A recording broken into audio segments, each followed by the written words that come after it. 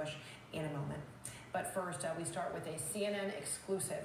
Exactly 2 months after Washington Post columnist Jamal Khashoggi was murdered in the Saudi consulate in Turkey, we are learning new details about the growing animosity between the journalist and the Saudi crown prince in the days and months leading up to Khashoggi's murder. CNN has obtained hundreds of text messages Khashoggi sent before his death, criticizing Mohammed bin Salman, MBS, calling him, I'm quoting now, a beast, and saying, quote, something needs to be done, end quote, even discussing the possibility of an electronic army of fellow critics. These messages are coming to light as the Washington Post and Wall Street Journal report on messages the Crown Prince sent in the hours leading up to and after Khashoggi's murder to a senior aide who allegedly oversaw the assassination. CNN's Nina Dos Santos joins us now from London. So Nina, tell us more about your exclusive reporting.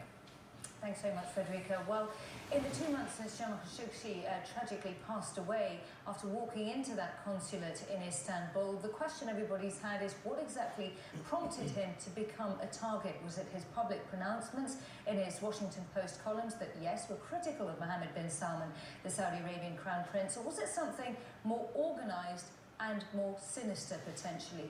This sheds light on that question.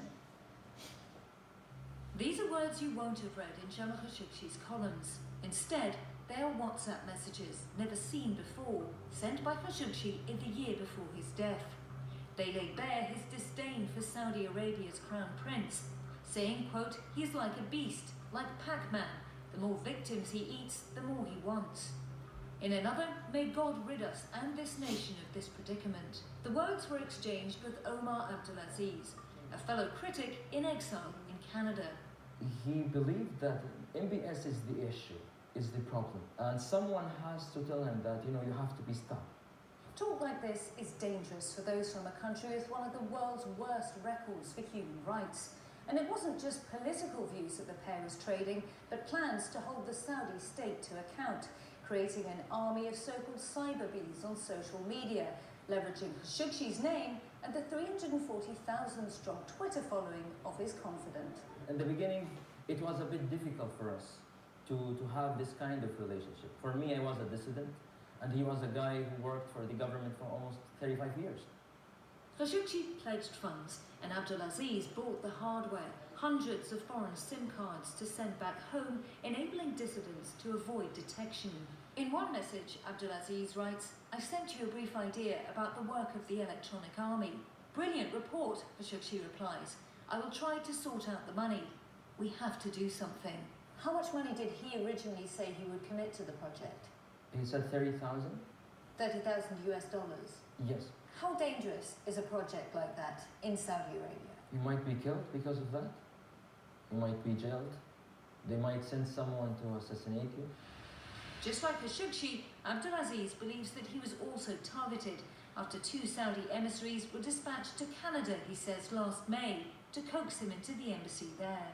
He made these secret recordings of their meetings and shared them with CNN. We have come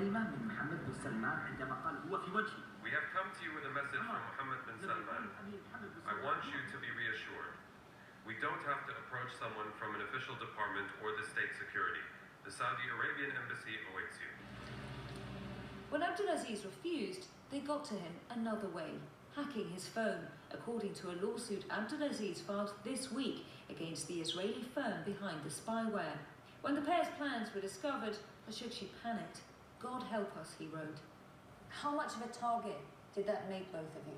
The hacking of my phone played a major role in what happened to Jamal. I'm really sorry to say that. We were trying to teach people about human rights, about freedom of speech. That's it. This is the only crime that we committed.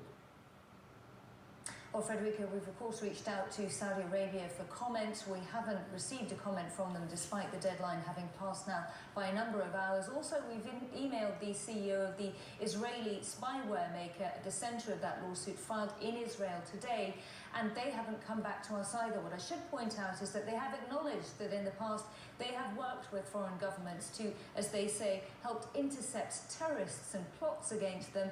What I might caution is that obviously In some autocratic regimes, they also view activity like this very much as plots against the state, which is why these revelations here in these text messages are extremely revealing as to why potentially Jamal Khashoggi was targeted 2 months ago. Frederica? All right, Nina Dos Santos, thank you so much for bringing us that reporting. All right, joining me right now, CNN Global Affairs correspondent Elise Labott and CNN political commentator and Washington Post assistant editor David Swerdlick. Good to see both of you. All right, so Elise, you first, what does it say? That after all this reporting, the Secretary of State, the Defense Secretary, and the President all still deny a direct connection between the Crown Prince and Khashoggi's murder. Well, you've heard the Secretary of State and even the President, and